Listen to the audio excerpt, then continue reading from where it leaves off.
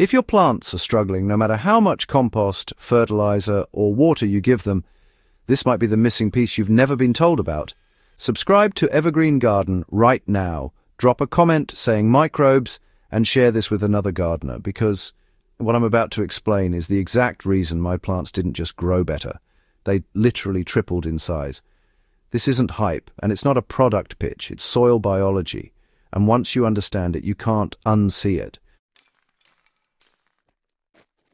What I added was not a fertilizer, not compost, and not manure. I added living microbes, specifically beneficial soil fungi and bacteria that most garden soils are missing or severely depleted of. When I reintroduced them properly, the plants responded almost immediately with thicker stems, darker leaves, faster root development, and yields that shocked even me. Why most garden soils are biologically dead explains why feeding plants often fails.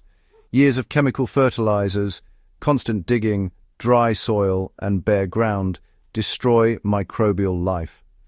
Plants evolved for millions of years growing with microbes, not without them.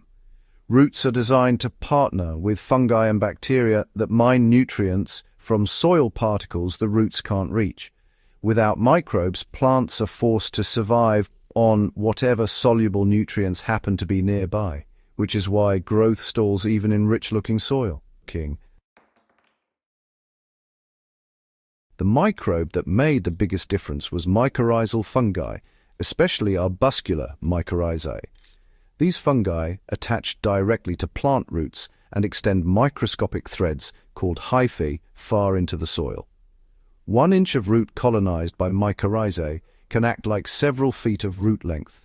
That is why growth explodes when the partnership is established. The plant feeds the fungus sugars, and the fungus delivers phosphorus, calcium, magnesium, zinc, and water back to the plant on demand. How I applied mycorrhizae correctly is where most gardeners get it wrong. These fungi must touch living roots to work, Sprinkling them on top of soil does nothing at all. When transplanting tomatoes, peppers, fruit trees, or herbs, I dust the root ball directly with mycorrhizal inoculant. For seedlings, I mix 1 teaspoon of mycorrhizae into 1 gallon of potting mix.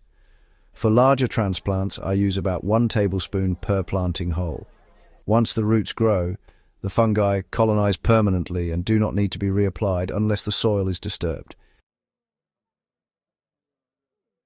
The second microbe that changed everything was beneficial bacteria, especially strains of Bacillus and Pseudomonas. These bacteria unlock nutrients already present in the soil but chemically unavailable to plants. They convert insoluble phosphorus into plant-available forms, fix atmospheric nitrogen, and produce enzymes that suppress harmful pathogens. After adding them, I notice fewer disease issues and much stronger early growth. How I brew and apply microbial bacteria keeps them alive and effective. I mix 1 tablespoon of liquid microbial inoculant or compost-based bacteria per gallon of non-chlorinated water. If using tap water, I let it sit for 24 hours to allow chlorine to dissipate. I water this directly into the root zone, not on leaves, at planting time, and again 2 weeks later. After that, the bacteria establish themselves as long as the soil stays moist and covered.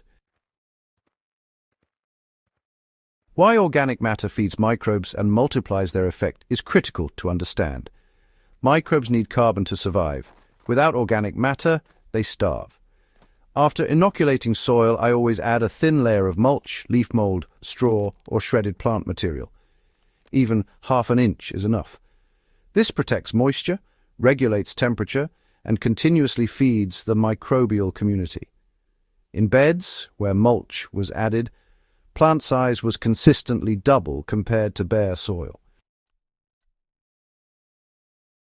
What plants benefit the most will surprise you because it's almost all of them. Tomatoes, maize, beans, fruit trees, bananas, peppers, and herbs respond dramatically.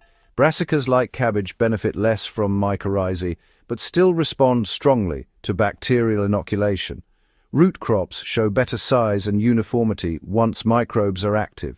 Even container plants show massive improvement when the soil biology is restored. Why synthetic fertilizers can ruin this system if misused needs to be said clearly. High-salt chemical fertilizers kill fungi and bacteria on contact. If you must use fertilizer, keep it mild.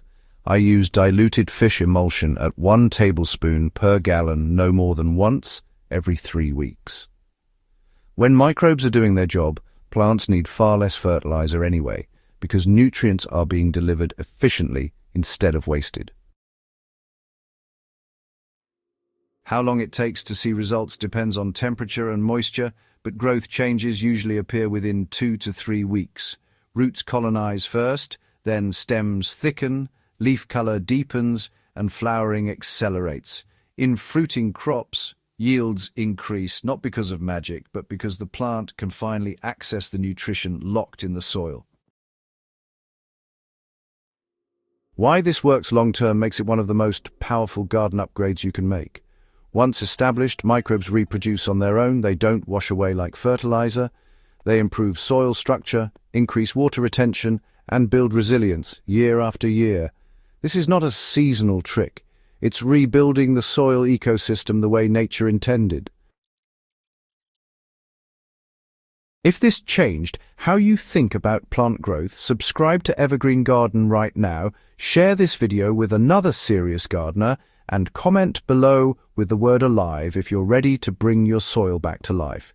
This is how real gardens are built, and this channel is here to help you grow smarter, stronger, and forever greener.